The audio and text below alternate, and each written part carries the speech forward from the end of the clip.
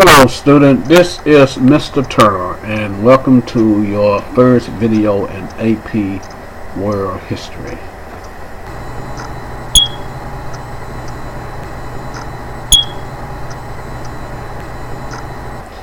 This is a new endeavor for me, so there will be the need for improvements as we go along. But I think that you'll be able to understand the information a little better because you will have the opportunity of reviewing more than you would have in a regular live class lecture. Feel free to give me your suggestions as I'm open to constructive criticism. Chapter 1 is divided into three basic topics. They are 1. Before civilization, 2. Mesopotamia, 3. Egypt, and 4. Indus Valley Civilization. Actually 4 basic topics. I will cover the first one on this video and the second 2 on the next video. Your first test will cover the first 2 topics. Before civilization. How did earthly people gather their food, and what did they use for stones?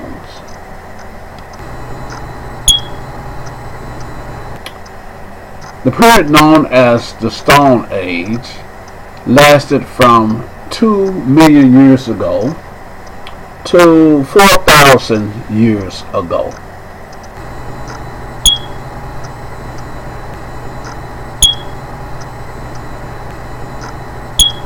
It is subdivided into the Paleolithic, or the Old Stone Age, as we talked about in class, and the New Stone Age, or the Neolithic.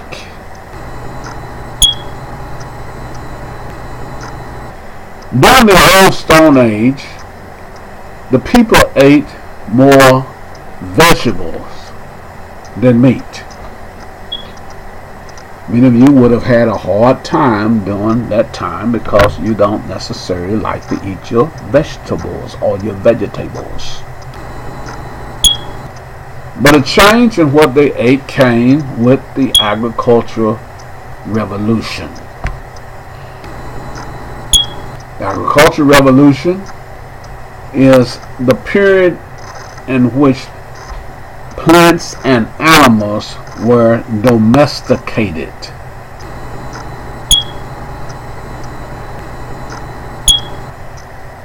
That was a series of changes in food production that occurred independently in different parts of the world. In other words, this change was occurring in other parts of the world without others knowing about each other.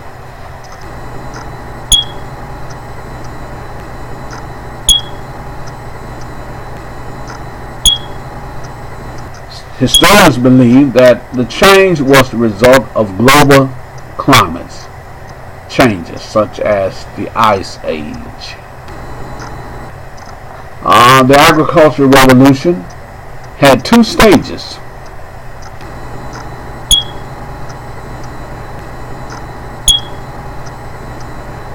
One, the first stage was the process of semi-cultivation. That is, people would scatter the seeds of plants in places where they would be likely to grow.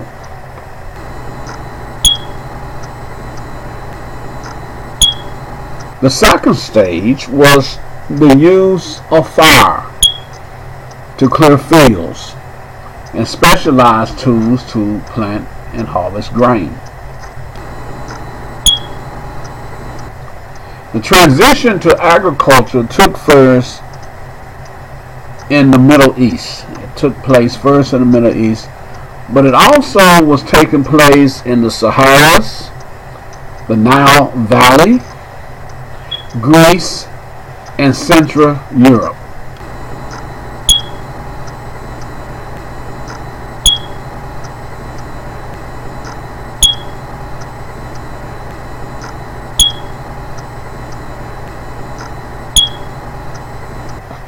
The environments in which agriculture developed would determine the choice of crops that was planted.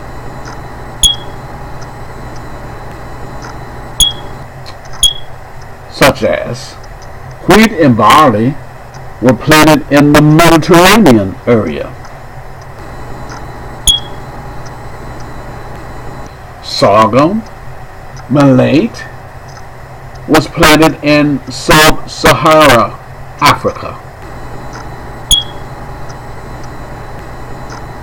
Yams were planted in the equatorial area of West Africa. Rice was planted in Eastern and Southern Asia.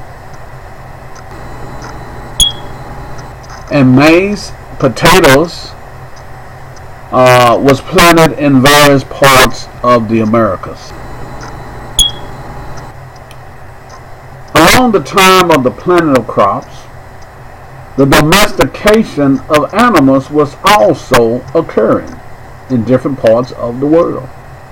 And like the plants, the animals were those that suited the environment,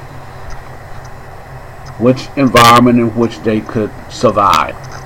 The agricultural revolution brought about a significant increase in the world's human population, as you can imagine. The more food that was available, the more likelihood that people would survive, and therefore the population increased. So from 10 million and 5,000 BCE to between 50 and 100 million people in 1000 BCE. Well, how was life in Neolithic communities? The early food producing societies used megaliths or big stones to build burial chambers, and they used calendar circles to aid in the observation of the astronomy.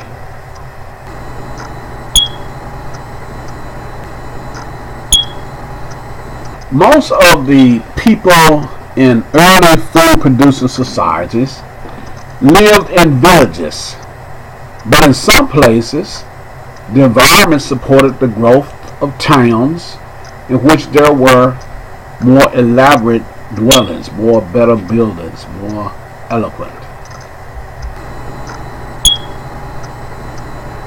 There were facilities for food storage and communities of specialized crafts.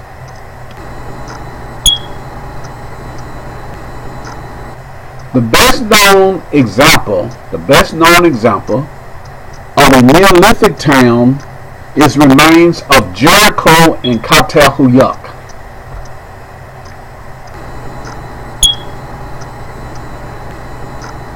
Jericho was located on the west bank of the Jordan River. It was a walled town with mud brick structures. It dates back to 8000 BCE.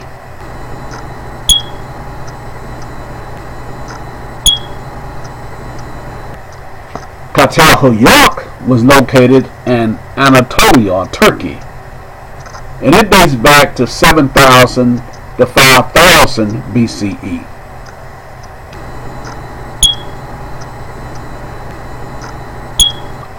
Çatalhöyük, was a center for trade in obsidian, and you'll see an example there in the slide. The craftsmen in Çatalhöyük produced pottery, baskets, woolen cloth, beads, and leather and wood products.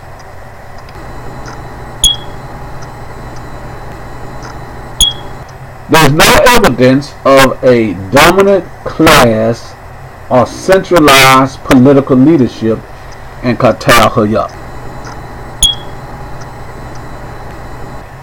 The art of Qtal Hayak reflects a fascination with hunting, and yet agriculture was the strength of their economy. And yet they had a fascination in hunting from the different artifacts that remain. The remains also indicate that the people of Qtal Hayak, were a religious people. Their religion involved offering of food. And the evidence indicates that the religion may have centered on the worship of a goddess, and they have had priestesses, female priests, as opposed to male priests. The remains at Qtal Hayak include decorative or ceremonial objects made of copper and lead, silver, and gold. And these metals are naturally soft and were not suited for tools or weapons. So the tools and weapons continued in this period of time to be made of stone.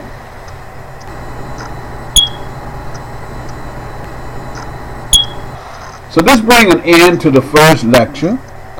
And remember, you can review it as many times as you need to or you want to prepare you for the test. Thank you.